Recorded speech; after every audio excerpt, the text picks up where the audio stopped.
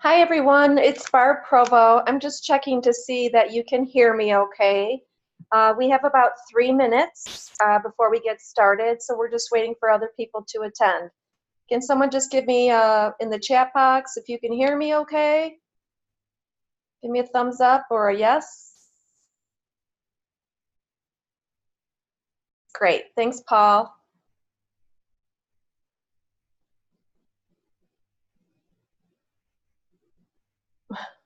All right, so it sounds like we're good to go. 3 more minutes. I know we have a lot of people registered. I want to make sure everyone has enough time to dial in, and then we'll get started.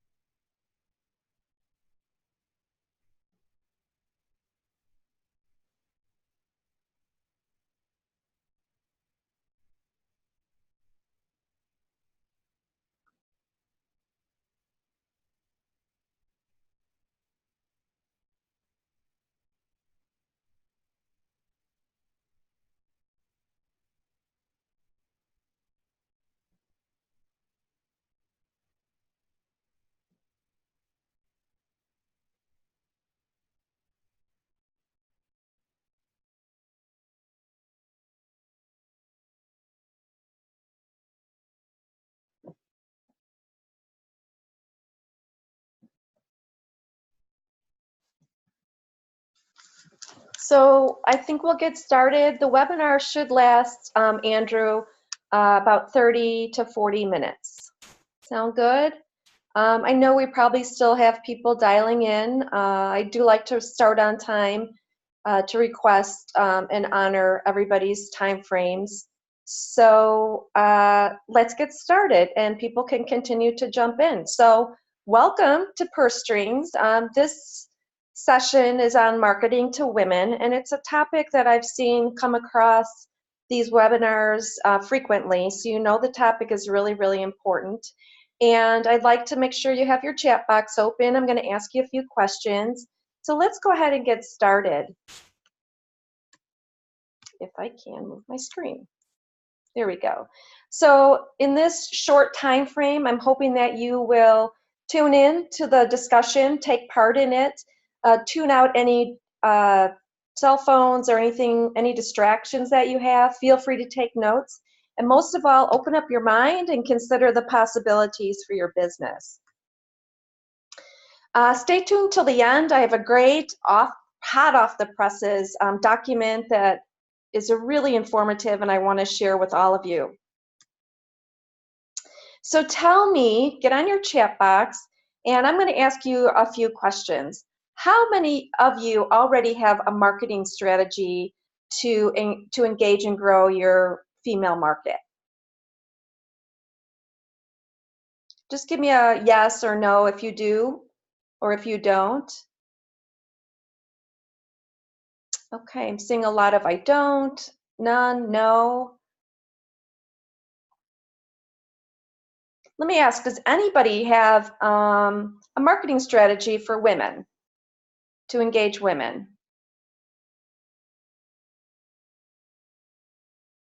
Okay, so I don't think anybody has. So my next question is, are you satisfied by your profits gained from that strategy? And it seems like you don't really have one, so that's fine. That's why you're here today. Have you considered creating a marketing strategy for women? Have you ever thought about it before? Can you give me that kind of response, yes or no? Have you ever even considered it? Okay, Andrain, I'm hoping I'm saying that right. Yes, you have. They're active. Ron says I'm actively looking for one. Good, good. So great. It looks like you're all in the right place. Wonderful. Okay, let's move on. So, what has stopped you from marketing to women? That's a good question. So you're looking to, you're looking for some, maybe you're looking for a workshop. What is it that has stopped you? Do you need the information? Do you need the content? Do you need to know what is it? Are you looking for education on it? Are you looking for an expert? All of the above?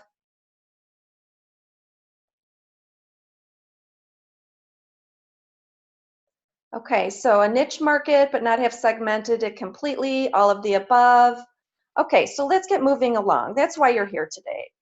But let's talk about why serving the female market is important to your business right now. And if you know me, you're going to know that I always say the female market isn't a niche market, it is your market. And let's talk about why it is your market. Let's see if my screen will move. There we go. Many of you may know this, that 93% of women have a significant influence on the financial products in the household. How many of you knew this already?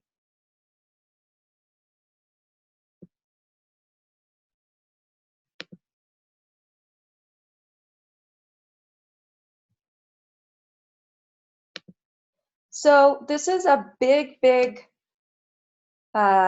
number for you to know, because the influence is an important name, because influence may say they may not have purchased the product, but they may have had discussions with a family member or spouse or whatever where they've influenced the decision on whether to buy or not. So they have huge influence on whether they're going to buy your products or services. Here's another one. $20 trillion. That's the amount of money women control in worldwide spending. That's a lot of money. Now, I tried to figure out how can I best picture what that looks like. $20 trillion. It sounds like a big number, but how do you wrap your head around it? And one thing I did research is if you take the top 5 financial institutions across the world and look at their assets under management, it's less than $20 trillion. So $20 trillion is more than assets under management of the top 5 financial institutions across the world. So you can tell that's a really big number, and they're worth a lot of money. But here's the other thing. Did you know this, that 20 to 40 trillion dollars will be transferred mostly to women over the next couple of decades? That women, because of the substantial baby boomers who will start to retire, as they die, their beneficiaries will come into a large transference of wealth in history. So you can see that this market is not only powerful today, but will become more powerful tomorrow, the next day, and as we move into the future. So you're in the right place today. You're here learning about the power of the female market, and I've been studying this for a long, long time. So I want to share with you a little bit about me. So what makes me the expert in this area? Well, first of all, I'm an expert in adult education. I have a doctorate in adult and higher learning. I also have a business or a master's in adult and higher learning and a master's in business. So my background is all about how do we get employees or agents or independent contractors, whomever supports an organization, How do we get them to be both confident and competent and confident in the work that they do? And that's what I've been doing for 25 plus years in the financial and insurance industry. I've worked with several big name organizations, as you can see here, over 25 years, building adult learning on everything from onboarding agents, starting new agencies, how to sell any product from an auto policy through life insurance, mutual funds, investments, things like that. I've created education on all of that and everything in between, including agency staff. Also, I've worked with the World Bank most recently, creating what they call gender sensitization education, but for me, it's how to reach the female market. And we've built education that the World Bank is using in India and other countries on this same topic. So that's my expertise in the insurance and financial industry, in the area of adult learning, and in the area of researching women and building this type of education. So here are my observations while working in the insurance and financial industry. And for those of you, I'd love you to chime in and see if you agree or if you have any other observations. So over my years of working in the classroom, in conferences, one-on-one with insurance agents and financial professionals, I've seen that there are more men than women who sell these products. True today, there are more women coming into the business, but still more men than women. And with all of the educational sales processes I've built for different organizations, it's typically very transactional, where the end goal is to sell a product. And oftentimes the terminology used in these conversations can be complicated. For many of you who are expert, you know all of the terms that you're using in your everyday vernacular, but when you're talking to your lay person or your customer or client, they don't use those terms every day. So it sounds complicated sometimes to your client. And the products themselves can be complicated and difficult to understand. You know, sometimes when you're talking about annuities or different types of life insurance policies, or you're talking about, you know, addendums to policies, it can be complicated to understand in one short meeting. And here's some insight that women don't buy products the way that these products are sold. They don't buy in a transactional process. We can talk more about that. The documentation, the beautiful marketing pieces that I've seen distributed from lots of different carriers, they're dense with a financial speak that really don't explain as well as they could to their consumer. And last but not least, this should actually be the number one, is trust factor. Trust is a huge factor when it comes to working with women, and so that's a focus that needs to be attended to. We can talk about that as well. Any other observations you have? Do you agree with what you see here based on your background and your expertise? Give me a shout out on the chat box and let me know. Yes, no?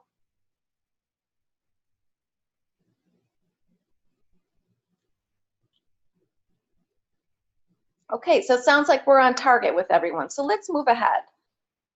So after I've observed what was going on, I thought I'm going to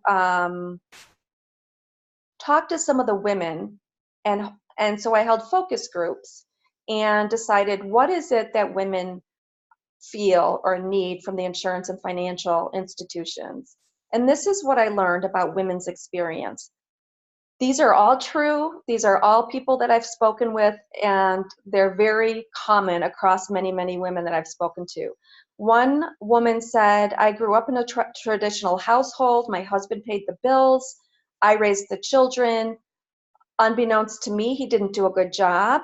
We had to file for bankruptcy, and soon we were divorced. Then she was cobbling together a few different jobs so she could just pay her rent. I had another woman who actually said to me verbatim, I feel like prey. I feel very vulnerable in these conversations unless I'm with my husband. And then if I'm with my husband, they only talk to him, so it doesn't really matter if I'm there or not. I had a young girl when I was just talking about some basic auto insurance and homeowners insurance to a group of young women. She came up after and she said, I'm not only a college graduate, she was a master's student, and she said, I don't know anything about money, and they don't teach this to us in school. And where can I learn how to manage my money? And then here's another typical conversation I had with women. I'm caring for my mother. She's ill. She's a widow. And I'm looking through her papers to see, gosh, does she have enough money for her health and welfare as she ages? And then I started thinking, do I have enough money for my own health and welfare?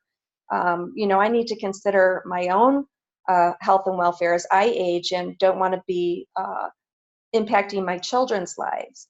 So would you say these are circumstances, or somebody in these circumstances? Would you agree that this is what you see out there when you're talking to your customers?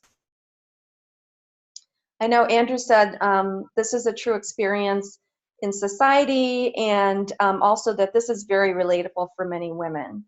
So yeah, this is exactly, these are just 4 of very relatable experiences I've seen over and over. So then I thought, well, let me do the research and see what the data says out there and what's happening in the world. I know what I've observed. I know what the women are telling me. So let's see what the research comes back with. And I actually commissioned a researcher and gave her lots of questions to go investigate for me and do some deep research. And this is what came back.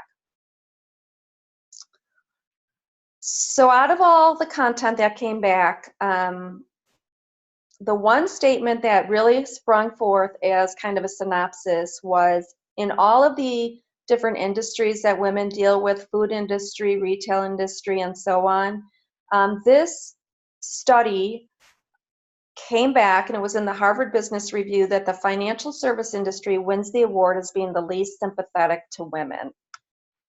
Whew. I thought, wow. Everything I've observed and everything I've heard really validates that this is true. And then I thought, well, how are women doing in terms of their financial future?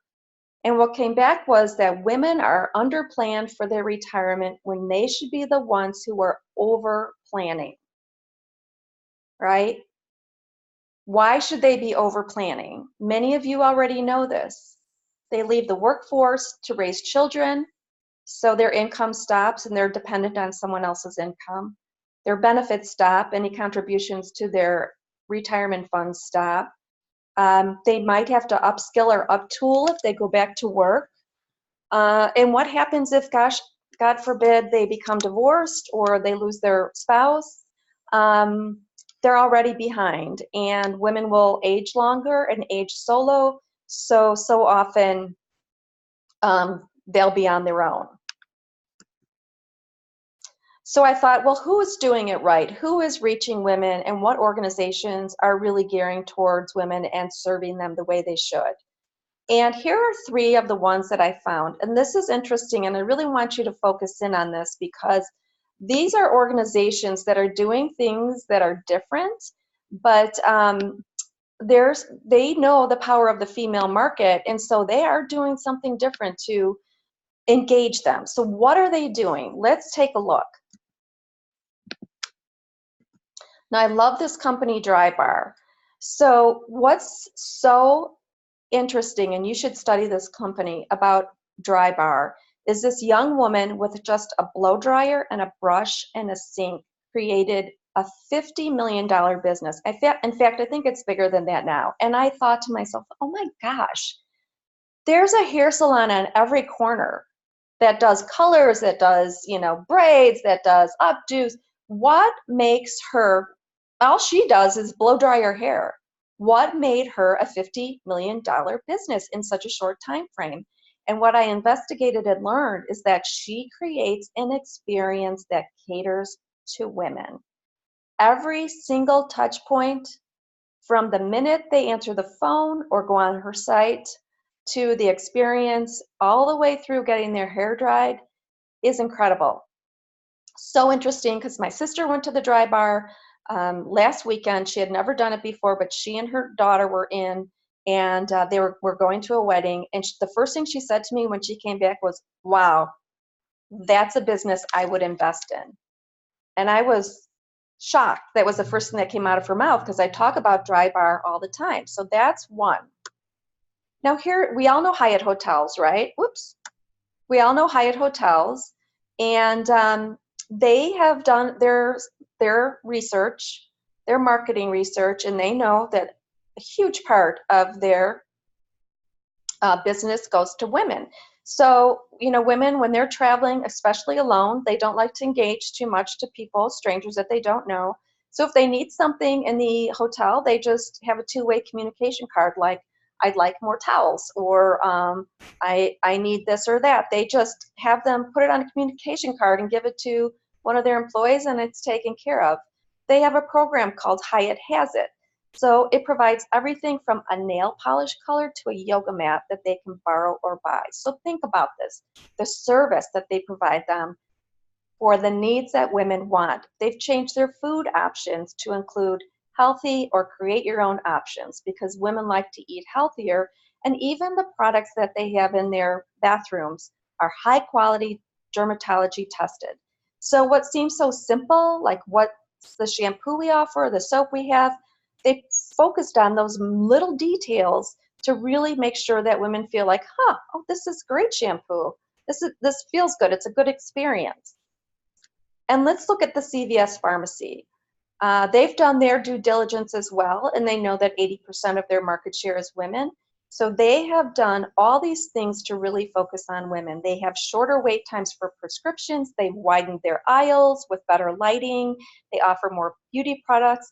And here's a big one. They moved their stores from a strip mall to brick and mortar freestanding buildings just so that they could incorporate drive-throughs. They know the competitiveness. They understand that these women are busy. They don't want to spend their time running in and out of stores, especially if they have small children in the car. So they put in drive-throughs. They look at the scent in the store, and they have mystery shoppers that test their own stores every week. So you can see the details to focus on what women are looking for in these businesses. Any questions on this so far? If you have a question, throw it in your chat box. I see some people are using the Q&A. I'm trying to get to the Q&A as well. Okay, so let's move on.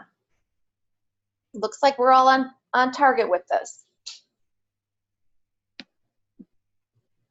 So this is what I concluded from my research, talking to small groups, investigating other organizations who are doing it well. This is what I concluded. So for the financial industry, let me get this going. So insurance and financial professionals need to learn how to engage the female market. There's no doubt about it. They're not doing well. They need to learn how to engage the female market. And I know these professionals are busy. I know this audience. They're busy running their businesses, running their offices, training their staff, going to appointments. So I know what's most important is a step-by-step process for success. And for those agents who are really willing to make changes and serve the female market, let's promote those agents to the female market so women know these are the ones that you'll want to do business with because they know how to serve the female market. Now, women need to step up as well, right? Women need to start, what I say is coming to the table. They need to learn how to make smart financial decisions for themselves. They can't be giving this information to other people in their families or in their household to make all their decisions. They need to come to the table. And as an educator, I know that one topic at a time is the way to go, because you may need auto insurance at one point in your life, but at another point in your life, you may need a money market fund or something else. So breaking it down one topic at a time for women to learn as they need. And also, women love to learn by sharing with one another. Their community, they love to share in community, they build webs of networks, and they love to learn from one another. And last, let's give women access to those insurance and financial professionals who are committed to serving them, right? Women don't say they don't trust them. they don't feel acknowledged by this industry. Let's educate agents to learn how to serve the female market and promote them to women. So with that in mind, what I did is created Purse Strings. And what we do at Purse Strings is we've created an online community of women, just like was needed. Online at pursestrings.co, women can find free information and resources they can use one topic at a time to make smart financial decisions. It's everything from auto insurance, life insurance, budgeting, things like that. And we also have Ask an Expert if they have a question that they want to know an answer to, and they have an opportunity to peek into other money diaries that women have posted. So it's an engaging online site, free, open to women. They don't need to register for it. They can just go in and use those resources. We also have a monthly blog and a monthly newsletter and a weekly blog. So that's our female community, and we are really educating the insurance and financial professionals customers. So on the other side, what we're doing is, because I'm an expert in insurance and financial services, created education based on all the research that I've done on what insurance and financial professionals need to do to, what I say is, reach the female market, engage with them, and what they need to do differently to earn their dollar. So what we do is we provide online education, or we can come on site into different institutions and hold a one-day workshop, but everything is a step-by-step process on what you need to know to reach this market, engage with them, and earn the female dollar. Then what we do is, once we have Purse Strings approved professionals, we promote them to our female community of women. And the way that we do that is we provide direct access from our Purse Strings site right to a cadre of insurance and financial professionals who have been trained and vetted by us to reach, engage, and earn the female dollar. So as women go to our site and say, oh, I need life insurance, I'm looking for a financial professional, I'm buying a home, I need homeowners insurance, who can I go to? Who can I trust?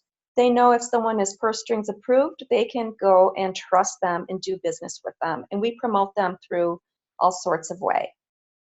So what can you do today, to help engage your female customers? Here's what I call my 6-step process of building trust with your female customers. Now, this might seem very simple, but it's hard to do. Sometimes the simplest things are hard to do. But when you meet with your female consumer, the first thing you need to do is ask open-ended questions about what is it that she needs, what are her concerns, and how can you help her today. And once you ask those questions, allow her this time and space she needs to speak, and take notes on the information she provides. That's a way that she knows that you're listening, you're hearing her, and that you're making notes based on what her concerns are. Be fully present during this conversation. Now, I know you've heard this before, but I will tell you that if you, in the middle of this conversation, stop to check your phone, if you answer a colleague's question, if a phone rings and you pick it up, the minute you take your eyes off her and focus on something else, immediately the message you've sent is, you're not important to me. Once you've had this conversation and given her the time she needs to explain what her concerns are and what her needs are, and you've taken the notes, you need to rephrase what you heard. Not read from your notes, but rephrase what you heard her say and confirm with her that you've captured her answers correctly. And then, as your expertise allows, you need to discuss and offer her a few ways that you can meet her needs. Women do not want to be painted with the same broad brush.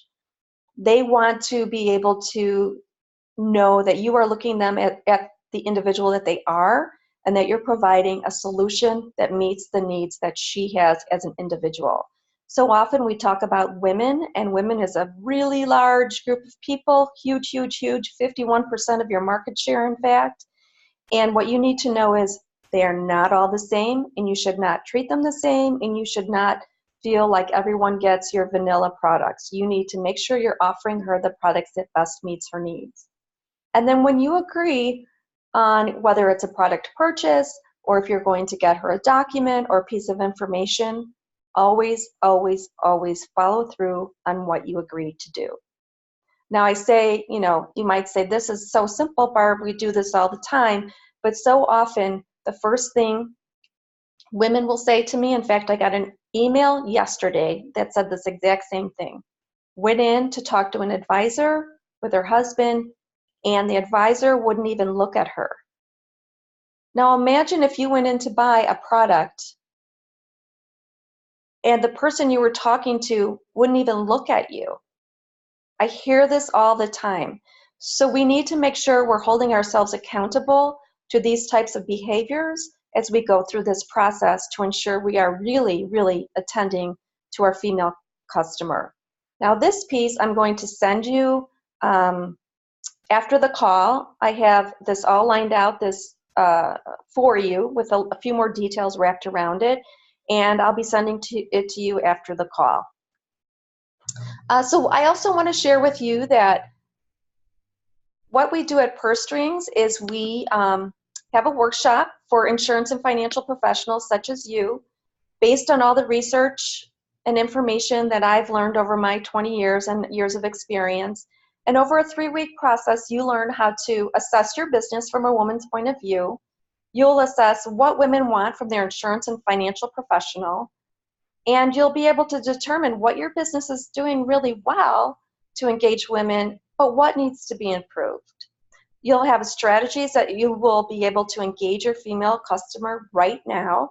And then it's an online learning 3-week event, but on every Friday we gather for 1 hour to debrief the learnings over the week and gain insights from the participants in the classroom and determine how they're leveraging the information, because you roll up your sleeves and you can actually make changes day one based on what you're learning. I did mention that we do have that Purse Strings Approved Professional, which is the second level that you need to apply for. It's not for everyone. This Purse Strings Approved Professional is really a person who says, I am going to make dedicated changes to my business activities. I'm going to go deep into the assessment, make changes, because I'm in this for the long run. I know the power of the female market, and I really want to leverage that power, grow my business, and serve women. So if you do go and apply to be a Purse Strings Approved Professional and become part of our network, then you are on our webpage. Here's an example of Mike Gibbons, who's one of our Purse Strings Approved Professionals. You do get one-click access from our site right to your inbox from women who are interested in setting up appointments with you. You're promoted through all of our social media and networks and promoted through all of our events as a Purse Strings Approved provider. So at this point, I'd love to open the chat box and see, what questions you have at this point. What can I answer for you right now? Let me find my sharing. Anything in the Q&A or anything in the, let's see, chat box. We are in Illinois. It doesn't matter what state you're licensed in. This is information that's around sales and marketing. I will tell you that I have applied to the state of Illinois for CE approval, so I'll learn about that in a few weeks when they come back to me. We are in Illinois, but the education is online. What other questions do you have?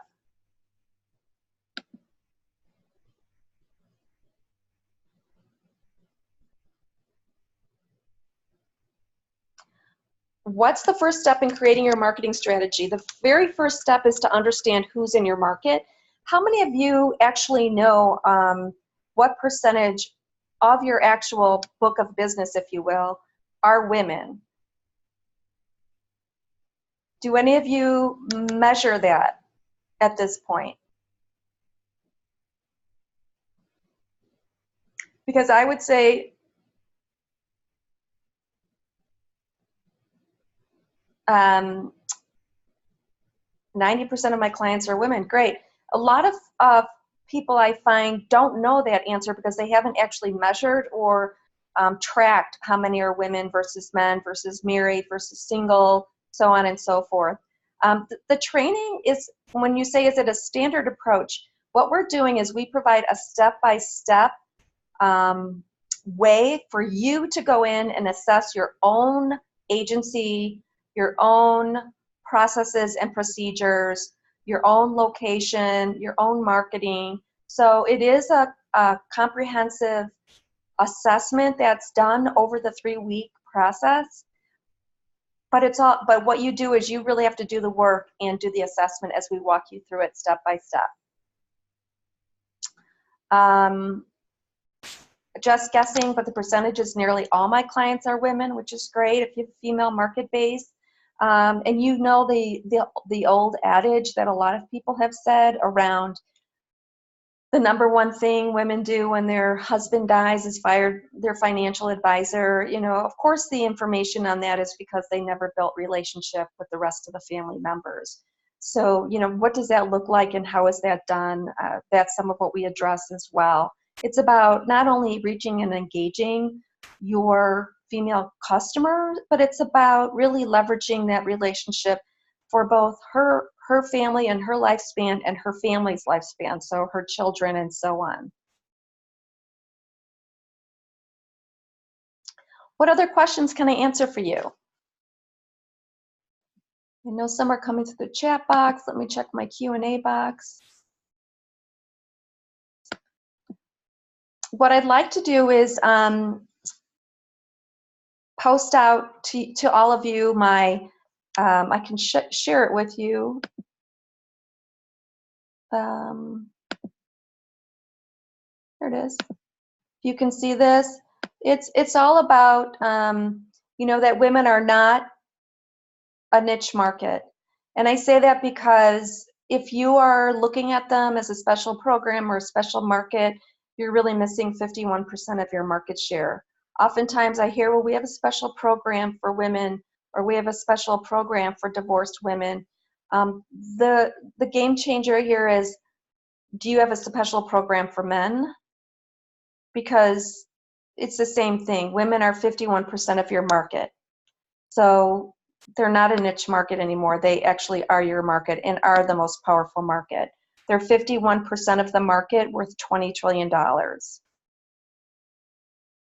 And I'll be sending this to you so you can post it and share. It has the outline of the steps you can follow that we went over in the session today, and tells you, you know, what women want in their financial professionals. And then some roadblocks that you need to be aware of, and how you can register for our workshop. And unless you have any other questions, you can feel free to reach out to me directly, barb@purstrings.info, or I'll put it here. I'll just give you my direct.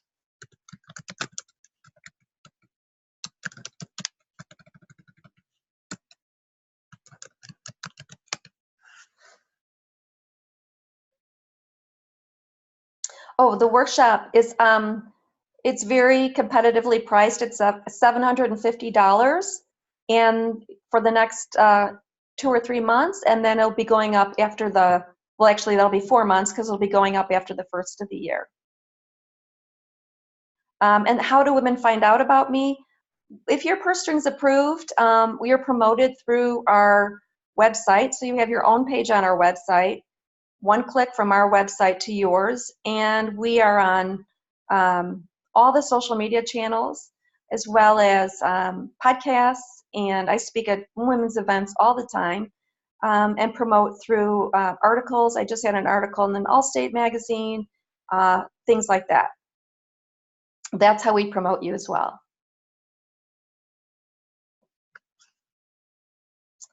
It looks like we are at 12:37. I said it would be about 30 to 40 minutes.